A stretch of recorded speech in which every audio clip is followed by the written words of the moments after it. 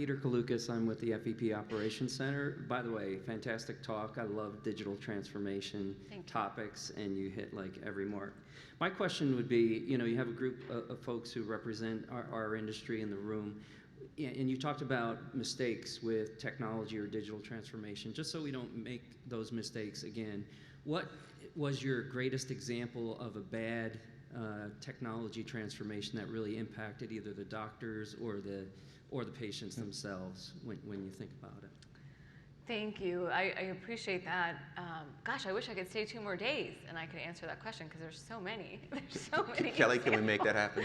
But it's the simple things, and this example is just going to floor you because I trained at the George Washington University. I then stayed on faculty after I finished my fellowship and residency, and that was the time when our EHR, we were the first Allscripts center. So Allscripts, we were the first test bed for Allscripts at that time of the ambulatory EHR. So I was a young attending, now working with the doctors who had trained me. And what happened is you typically pick up your patients that you saw in residency because they're like, oh, Dr. G's staying? Well, great, we'll make an appointment with her.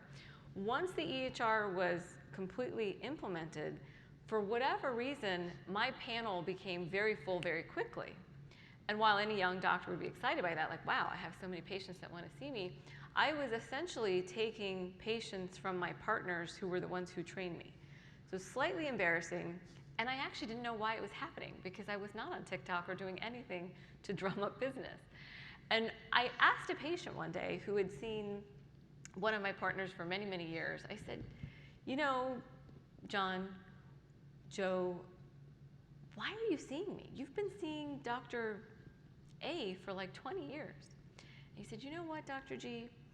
Because Dr. B doesn't look me in the eye anymore. Ever since you guys got that computer in the examining room, just doesn't look at me. And when I'm telling him that I'm in pain and my joints hurt, I don't want to talk to somebody's back. I want to look you in the eye when I tell you what's going on with me. And he just stopped looking me in the eye. And you always look me in the eye. It was that simple. And that speaks to, and that wasn't just me. This is happening all around the country. This is a noted disruption in the workflow. But the technology people didn't think of that. And laptops weren't a thing at that time. The iPad wasn't a thing at that time. Tablets weren't a thing. So just by implementing an EHR, every doctor would not look at, I'm sorry, I'm keeping my water. This is how we would see our patients. So where's your back pain? 7 out of 10. Tell me about that again. Because we got so burdened with the documentation, we wanted to finish it quickly during the visit because we didn't want to go home and have to do pajama time. Now, I was of a younger generation that was able to pick up the technology quicker, and this is how I would see my patients. Really, it was because I could type. And I had just come out of training, so it was all about bedside manner, and I understood I need to look Lorenzo in the eye if I'm going to make an impression and build my practice. So simple example, but how disruptive.